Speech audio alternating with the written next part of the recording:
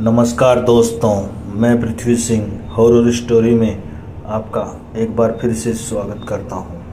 चलिए कहानी की ओर चलते हैं। ब्रह्मपुत्र नदी असम की एक बहुत लंबी और पवित्र नदी है।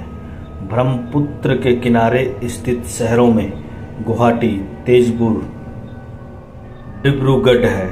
इस नदी के में लोग अस्थि विसर्जन करने आते हैं। लोगों का मानना है कि इसके पवित्र जल से आत्माओं को मोक्ष की प्राप्ति होती है। उसी नदी में मोहन नामक 18 साल का युवक तैरने आया करता था। मोहन अपनी तैरने की गति से ब्रह्मपुत्र नदी को 10 मिनट में ही पार कर लेता था। उसकी यह खूबी डिब्रूगढ़ गांव के लिए, गौरव और उसकी मां के लिए चिंता का विषय था।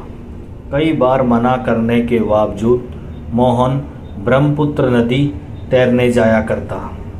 मोहन अपनी मां के साथ डिब्रूगढ़ गांव में रहता था। उसके पिता बचपन में ही गुजर गए थे और उसकी मां कपड़े सिलकर घर चलाती थी। एक दिन दत्ता परिवार अपने मृत बेटे रवि की अस्थियां ब्रह्मपुत्र नदी में बहाने आया। उसी वक्त मोहन भी तैरने कूदा और नदी में प्रवाहित रवि की अस्थियां जल में बहते बहते मोहन के शरीर पर लग गई। इस बात से अनजान जब मोहन नदी से बाहर आया तो उसने अपने शरीर पर जगह जगह राख देखी, जैसे उसने राख से स्नान किया हो। मोहन फिर से नदी में कूद के अपने शरीर से राख धो डाली, पर सिर्फ राख धो देने से मुसीबत खत्म नहीं होती। इस बात से मोहन अनजान था और कपड़े पहनकर वापस घर चला गया। रात के 1 बजे अचानक मोहन चिल्लाने लगा, मुझे इंसाफ चाहिए, वरना किसी के लिए ठीक नहीं होगा। मोहन की आवाज़ सुनते ही उसकी माँ फौरन उठ के उसके पास गई तो उसने अपनी माँ को जोर से धक्का दिया और गुस्से से घुर्राते हुए बोला, ए बुढ़िया, चल मुझे मेरे घर छोड़ के आ, मेरा घर गुवाहाटी में है। मोहन का ऐसा हाल देख उसकी माँ बहुत डर गई थी। उसी वक्त उन्होंने पड़ोस के लोगों को अपने घर में इकट्ठा किया। पड़ोसियों ने मोहन की हालत देख कर कहा, जरूर इसको किसी की नज़र लग गई है, क्योंकि यही गांव में तेजी से ब्रह्मपुत्र जैसी नदी पार कर सकता है। मोहन को कल हम कामाख्या मंदिर ले चलेंगे, क्योंकि वहां हर बाधा से छुटकारा मिलता है। कामाख्या मंदिर असम की पहाड़ियों पर स्थित है और शक्तिपीठों में महापीठ है। यह मंदिर अघोरी साधु और तांत्रियों का गढ़ माना जाता है। रहस्यों से परिपूर्ण यह मंदिर चमत्कारों का क्षेत्र है। यहाँ मन्नत पूरी होने पर बलि भी दी जाती है और हर तरह की काली शक्तियों से निवारण मिलता है। अगले दिन जब मोहन की माँ और पड़ोस के लोग मोहन को कामाख्या मंदिर ले गए तो वहां पहुंचकर असली वजह सामने आई। मंदिर की चौखट पे पैर रखते ही मोहन झटके से दूर हुआ।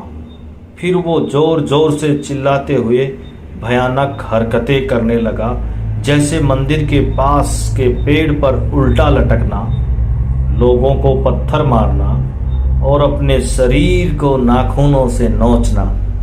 इतने में वहां एक साधु आ गए और उन्होंने मोहन को देखते ही कहा, इस लड़के पर बुरी आत्मा ने कब्जा कर लिया है और अब वो इसके शरीर में प्रवेश कर चुकी है। अगर इसका निवारण ना किया तो इस लड़के की जान जा सकती है। मोहन की मां ने कहा, साधु महाराज, आप जैसे ठीक समझें वो करें, बस मोहन ठीक हो जाए। मेरे जीने का एकमात्र सहारा अब मोहन ही है। साधु ने मोहन के सर पर हाथ रखते हुए उसे शांत किया। फिर मोहन ने कहा, मुझे इंसाफ चाहिए।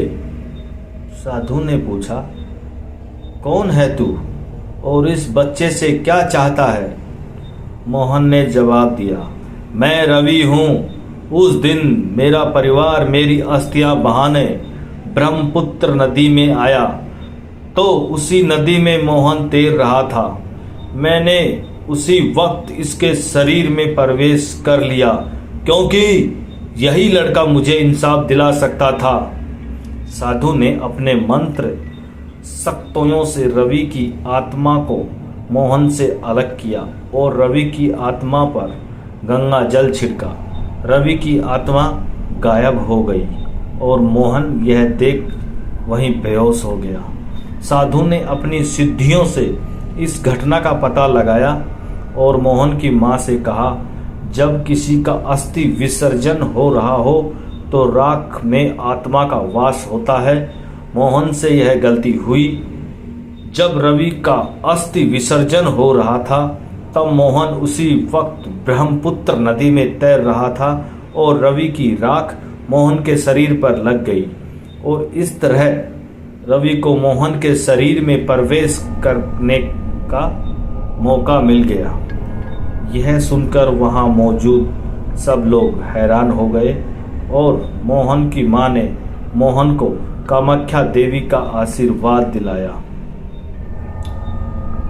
असम के भूतिया रहस्यों में शायद लोग अनजान हों, पर कामाख्या देवी मंदिर के रहस्य जानने में आज भी लोग नाकाम हैं। वैज्ञानिक भी इस मंदिर के रहस्यों का पता नहीं लगा पाए हैं। हम इंसान यह भूल जाते हैं कि कुदरत के ऐसे रहस्य हैं जिन्हें जानने की कोशिश हमें नहीं करनी चाहिए। कई बार रहस्यों के खुलने में बहुत भारी कीमत चुकानी पड़ती है और अनजाने में हम दैविक शक्तियों को चुनौती दे बैठते हैं। धन्यवाद। इसी के साथ चैनल को सब्सक्राइब कीजिए, लाइक कीजिए, शेयर कीजिए। धन्यवाद।